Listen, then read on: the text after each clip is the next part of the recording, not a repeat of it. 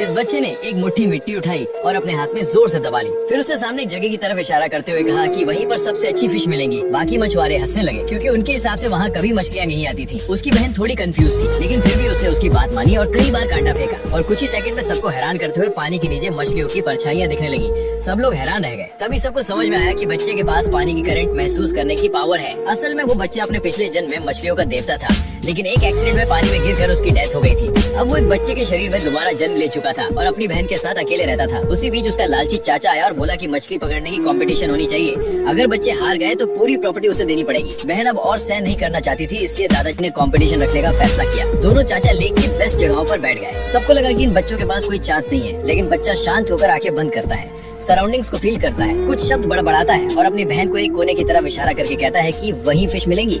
सब बड़े लोग हंसते हैं क्योंकि सालों से वहाँ कोई मछली नहीं मिली थी। बहन भी उसे रिमाइंड कराती है कि पापा कहा करते थे कि वहाँ कभी कुछ नहीं आता, लेकिन बच्चा कॉन्फिडेंटली कहता है कि वो पहले की बात थी, आज सब बदल जाएगा। बहन थोड़ी झिझकते हुए मान जाती है, लेकिन कई कोशिशों के बाद भी एक भी फिश नहीं आती। टाइम कम बचा था, इसलिए बहन जगह बदलना चाहती थी, लेकिन बच्चा तुरंत उसे रोक देता है। फिर वो एक अजीब सा मंत्र बोलता है। बहन को उसका मतलब उसी मोमेंट समझ आ जाता है और जब सब लोग उन पर हंस रहे होते हैं, तभी उनके चारों ओर का पानी मछलियों से भर जाता है। बाकी लोगों ने सोचा कि ये बस उसकी अच्छी किस्मत का नतीजा था, क्योंकि बच्चे के पास तो ज्यादा एक्सपीरियंस भी नहीं था। बहन खुद को रोक नहीं पाई और उससे पूछ लिया कि उसने वो जादुई मंत्र कहाँ से सीखा। बच्चा जवाब देने ही वाला था कि तभी उन्होंने एक मछली पकड़ी। जब उन्होंने देखा कि वो एक व्हाइट कार्प है, तो सब और जोर से हंसने लगे, क्योंकि उस मछली की कीमत बस कुछ डॉलर्स थी, जो कजन द्वारा पकड़ी गई ब्लू फिश और व्हाइट फिश के मुकाबले बहुत कम थी। जैसे जैसे वैल्यू का फर्क बढ़ता जा रहा था, बहन थोड़ा नर्वस होने लगी, लेकिन बच्चा आराम से उससे पूछता है कि क्या वो जीन ग्लिंगो की कार्प पकड़ना चाहती है या फिर ट्राई कलर स्टर्जन। बहन ने जैसे ही अपनी चॉइस बताई, बच्चे ने बताया कि बेट कैसे प्रिपेयर करना है।